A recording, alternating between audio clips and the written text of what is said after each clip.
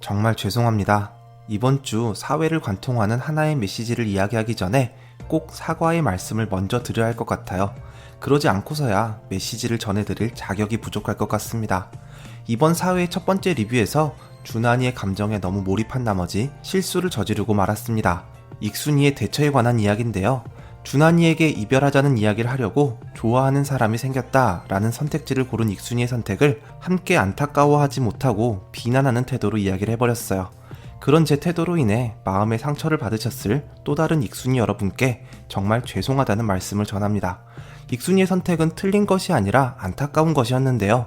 익순이의 선택이 결국은 이기적이었다라는 의견을 번복하는 것은 아니지만 그 행동을 나빴다는 식으로 이야기했던 것이 후회스럽네요. 같은 상황이라면 익순이와 같은 선택을 할 분들도 계실 텐데 말이죠.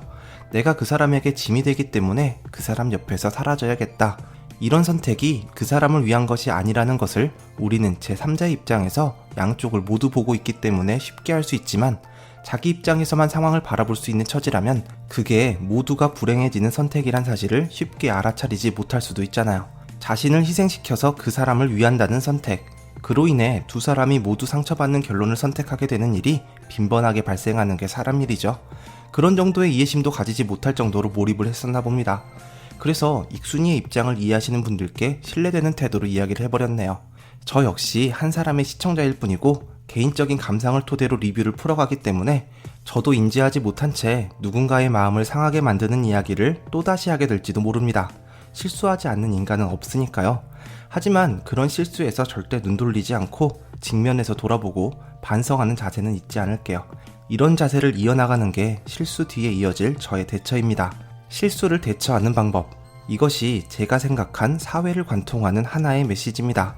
사람들은 실수를 하고 삽니다. 실수하지 않는 인간이란 없죠. 문제는 그 다음의 이야기입니다. 여러분은 누군가에게 실수를 한 뒤 어떻게 행동하시나요? 저마다 각자 최선이라고 생각하는 선택을 할 것 같은데요. 실수를 부정하고 내 탓이 아니라고 한다거나 반대로 그 실수는 모두 내 탓이라고 자책하는 사람도 있겠죠. 실수 자체에 집중해서 왜 그런 일이 일어났는지에 매달리는 사람도 있겠고 이미 발생한 일의 책임 소재를 따지기보다 이후에 해야 할 일을 생각하는 사람도 있을 겁니다. 그 중에 어떤 태도가 옳다라고 정의 내릴 수는 없는 것 같아요. 사람마다 자기가 중요하게 생각하는 가치관이 다르기 때문에 각자의 선택도 다른 거니까요. 제가 감명 깊게 봤던 웹툰 연애학에 이런 대사가 나옵니다. 실수를 했을 때 실망하는 게 아니야. 어떻게 대처하는지를 보고 실망하는 거야. 대처를 잘하면 오히려 다시 보는 계기가 되기도 하고 일생일대의 실수, 돌이킬 수 없는 실수란 말 그대로 평생 살면서 한 번 있을까 말까한 그런 일이죠. 대처가 불가능한 실수란 거의 없다는 이야기입니다.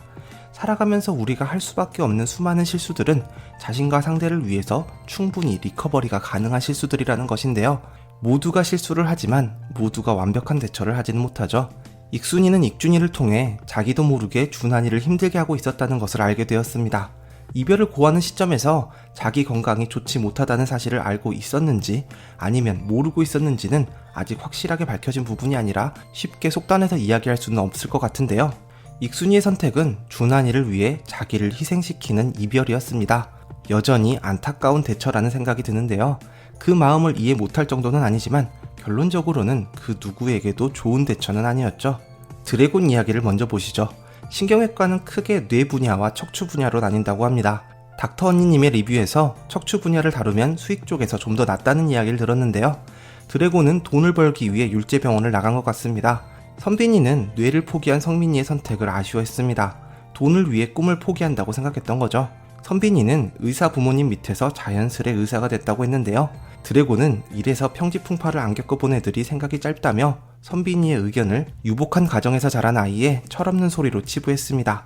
드래곤의 선택은 사과였습니다. 선배를 들이받았다는 소식을 듣고 걱정된 것도 있었겠지만 선빈이의 마음을 고깝게 여길 게 아니라는 것도 이미 알고 있었겠죠.